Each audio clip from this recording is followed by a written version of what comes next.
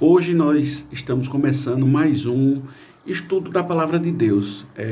Eu comecei essa série, são curtos estudos, entre 20 e 30 minutos, sobre um tema qualquer. Hoje o tema é por que o cristão deve e é convocado para falar a Palavra de Deus para as outras pessoas. E eu vou ler o que está em Marcos, capítulo 13. Ao sair Jesus do templo, disseram-lhe um de seus discípulos: Mestre, que pedras, que construções. Mas Jesus lhe disse: Vê essas grandes construções? Não ficará pedra sobre pedra que não seja derribada. No Monte das Oliveiras, de frente ao templo, achava-se Jesus assentado, quando Pedro, Tiago, João e André lhe perguntaram em particular: Dize-nos, quando sucederão essas coisas, e que sinal haverá quando todas elas estiverem para cumprir-se? Então Jesus passou a dizer-lhes: Vede que ninguém vos engane. Muitos virão em meu nome, dizendo: Sou eu, e enganarão a muitos. Quando, porém, ouvires falar de guerras, rumores de guerra, não vos assusteis, é necessário assim acontecer, mas ainda não é o fim. Porque se levantará nação contra nação e reino contra reino, haverá terremotos em muitos lugares e também fomes. Essas coisas são os princípios da dores. Estai vós de sobreaviso, porque vos entregarão aos tribunais e às sinagogas, sereis açoitados, e vos farão compadecer a presença de governadores e reis por minha causa, para lhes servir de testemunho.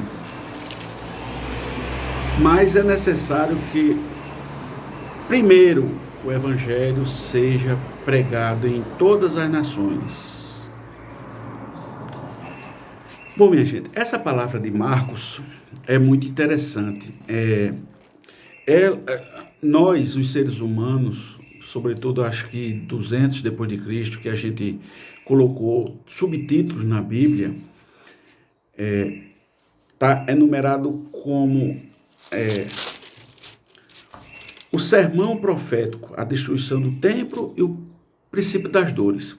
Veja, a gente leu em Marcos, mas essa passagem está lá também em Mateus 24 e em Lucas 22. Aqui em Marcos 13.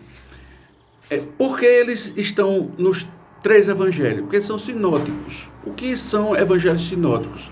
São evangelhos que, em 70% deles, se referem às mesmas passagens. Claro, veja, dita de diferentes formas, diferentes palavras. Isso não invalida a Bíblia de maneira nenhuma. Mateus era um publicano, um cobrador de imposto, antes de Jesus o resgatar como apóstolo dele.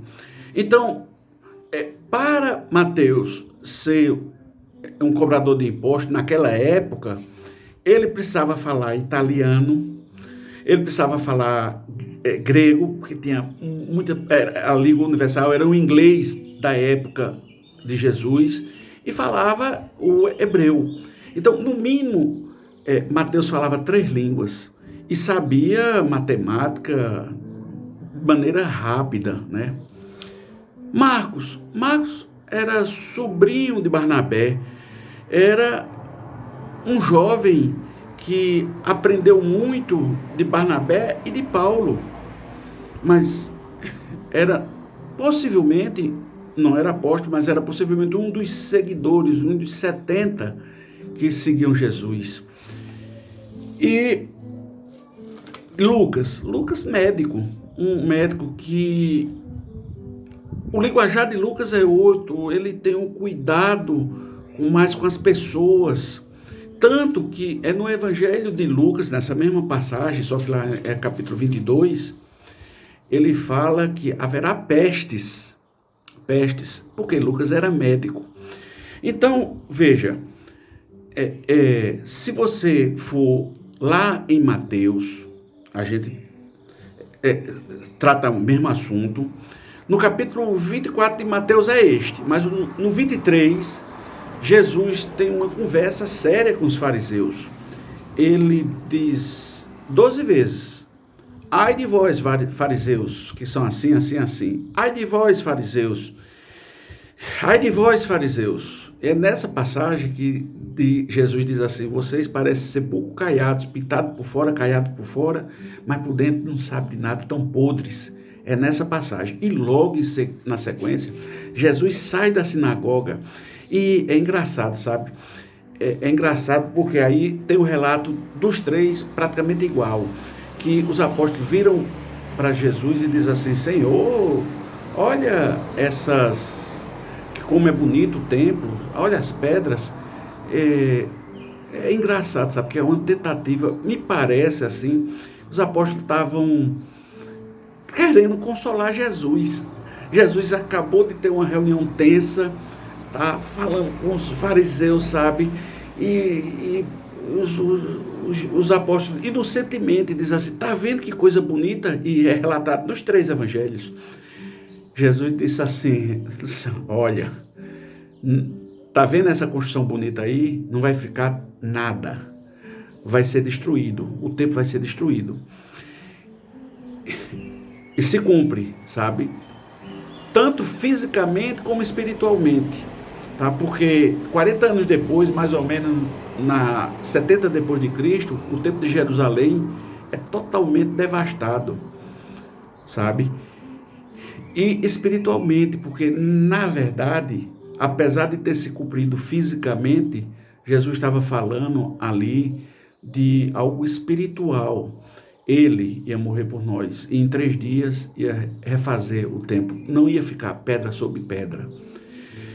Mas aí a sequência dos acontecimentos se segue, né? E aí muda o enredo.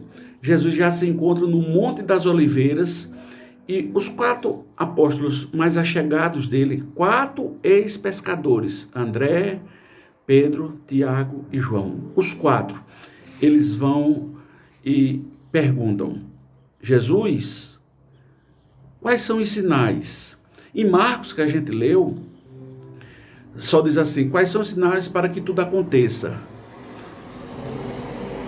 Lá em Mateus diz assim: quais os sinais para a tua volta? Então eles estão falando da volta de Jesus. E Jesus começa: olha, a primeira coisa que Jesus fala é: cuidado, haverá muita gente vindo em meu nome dizendo que sou eu. Tome cuidado. E é a primeira coisa que nós temos que ter cuidado, sabe? É tudo que foi necessário ser dito para a salvação da humanidade já está relatada na Bíblia. Não existe mais nada. Gálatas 1,8 diz: ainda que desça um anjo do céu e diga alguma coisa diferente disso aqui, seja maldito ele, sabe? Então, às vezes tem igrejas que têm profetas, profetisas, amém por isso, sabe? Às vezes Deus usa essas pessoas, apesar de que Hebreus diz que antigamente se falava pelos profetas e hoje se fala pelo Filho, Jesus Cristo, né? Nada contra os profetas. Eu estou dizendo isso porque existem alguns teólogos que dizem que não existe profecia. Bom, isso aí cabe a cada um. Mas eu tenho certeza de uma coisa: se houver profecia dizendo alguma coisa diferente disso aqui, é maldito, sabe? Esse tipo de profecia não mais existe. Esse tipo de profecia que diga qualquer coisa diferente disso é maldito. Isso é que nos garante Jesus. As palavras de Jesus é: tome cuidado, muitos virão em meu nome e tentarão vos enganar. Então, essa é a primeira lição dessa passagem. A segunda grande lição é que o tempo está se aproximando, sabe? A gente tinha no Antigo Testamento um tempo, que era o tempo da promessa, a promessa que Jesus viria. Aí Jesus vem e passa 27 anos crescendo sem manifestar o seu poder, E por que não fez isso? Porque só com 30 anos é que um judeu era considerado um profeta que podia profetizar. Então Jesus, como cumpriu toda a lei, só com 30 anos ele começou a se revelar como filho de Deus, né? Tá certo?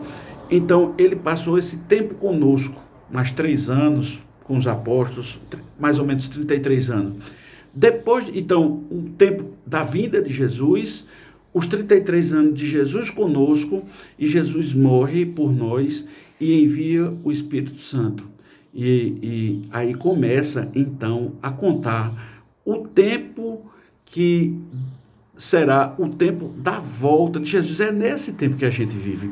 É nessa parte do tempo que está a profecia, o princípio das dores. E aí Jesus diz aos apóstolos: olha, não se assuste, porque haverá guerras e rumores de guerra. Ué, você ainda não percebeu que depois que Jesus disse isso, nada mais, nada. Não houve um tempo na Bíblia, nesses 2000 anos, 10 anos seguidos, que não houve guerras ou rumores de guerras. Haverá pestes, diz Lucas. Ué, a gente está vivendo uma época do coronavírus, época de peste. Mas não se assuste, ainda não é o fim. Ainda se levantará nações contra nações, reino contra reino. E engraçado que Mateus diz assim: coisas estrondosas da natureza vocês vão ver, dos céus. E o que é que a gente pode perceber por tsunamis? O que é que a gente pode perceber por esses terremotos? Então, nós estamos vivendo no tempo do início das dores, né? Essa é a segunda aprendizado que a gente tem com esse texto. E o que é engraçado, eu vi uma pregação do Augusto Nicodemos, e estou citando ele. Augusto Nicodemos disse assim: minha gente, ou Jesus era um megalomaníaco, ou ele era de fato o Filho de Deus. Sabe por quê? Tu imagina, estava no Monte das Oliveiras, só Jesus e 4 ex-pescadores. E Jesus dizendo assim: olhe, muitos virão em meu nome. Poxa, vai haver guerras e rumores de guerra, peste, fome. Poxa, ou como diz o Augusto Nicodemos, ou ele era um megalomaníaco, ou era filho de Deus, e de fato ele era filho de Deus. Tudo está previsto. Eu acho que assim, os apóstolos ficaram olhando para ele. Eu imagino os apóstolos naquela época que não tinham televisão, não tinha tecnologia nenhuma, não tinha nada, e ficavam assim, escutando Jesus: muitos virão em meu nome, vai ter guerra, vai ter fome. Que coisa! Os apóstolos ficaram boquiabertos, olhando: quem é esse? Mas aí, finalmente, para encerrar a narrativa, ele diz assim: fiquem de sobreaviso, porque vocês vão ser entregues. Agora, eu consigo perceber, e quero que vocês percebam, que fiquem de sobreaviso, que vocês vão ser entregues a tribunais. Foram eles. E somos nós também. Você vê, todos os apóstolos, com exceção de João, a literatura externa à Bíblia, na Bíblia Tiago foi morto com a espada. Flávio José fala que Pedro e Paulo foi decapitado em Roma, Pedro morreu de cabeça para baixo. Há outros relatos que, por exemplo, André foi morto perto da Escócia, numa cruz parecida um X, que é um tripalium, que é um objeto de tortura. Então ele deve ter sido torturado antes. Alguns outros apóstolos foram para a África, outros, enfim, há testemunhos, não são legítimos, a gente não pode ter certeza disso. A nossa certeza é a Bíblia, mas possivelmente todos aqueles apóstolos, com exceção de João, morreram de forma pesada por pregar a palavra de Deus. Isso somos nós também. Talvez a gente não morra como eles morreram, mas nós somos discriminados, nós somos considerados loucos, considerados insensatos, porque acreditamos na Bíblia, acreditamos na palavra de Deus, acreditamos em Jesus Cristo, acreditamos que Jesus veio, que é Deus e ele vai voltar. E quando ele voltar, nós subiremos nas nuvens com ele. Isso é uma loucura. A Bíblia diz que a Bíblia é loucura, a palavra de Deus é loucura para os sábios. E nós sofremos também por isso, né? Nada comparado a um Deus morrer por mim e por você, nada comparado a isso. Mas, de fato, sofremos todo tipo de chacota, mas aguentem, é assim que tem que ser mesmo. Mas, finalmente, o relato diz assim: mas é necessário que primeiro o evangelho seja pregado a todas as nações. Então é aqui que eu encerro. Veja, o que Jesus estava dizendo para aqueles apóstolos e para mim e para você hoje é que essas guerras, esses rumores de guerra, essa nação contra nação, essas pestes, Covid-19, tudo isso são os precipitadores. Mas ele, Jesus Cristo, ele só vai voltar quando toda a humanidade, todas as nações escutarem falar dele. Ele não precisa de mim nem de você, sabe? A Bíblia diz que para o louvor dele, se a gente não clamar, até as pedras clamarão. Mas ele quer isso de mim e de você, que a gente prega a palavra, que a gente fala a palavra, que a gente dê testemunho que Jesus Cristo veio em carne e morreu por mim e você. E quando todos nós tivermos consciência disso, e que a gente conseguir falar em todas as nações isso, aí sim, Jesus voltará. E eu quero que eu e você, a gente suba nas nuvens, porque a gente entendeu o recado que Jesus disse àqueles apóstolos naquela época. Aquele recado dado que o princípio das dores estava começando. Mas vamos para frente. Abra sua boca e fale. E a Bíblia diz nessa passagem que fale. Sabe por quê? Porque quando você falar, não é voz que fala, é você que fala, mas é por intermédio do Espírito Santo. Não tenha medo de falar sobre Jesus. Você abra a boca e fale. Ao falar, Deus vai lhe usar. E é assim que Ele quer. São os novos apóstolos, eu e você, todos nós, apresentando Jesus Cristo. Deus lhe abençoe e esperemos cumprir esse tempo do princípio das dores, para a gente ver Jesus em glória. Deus abençoe vocês.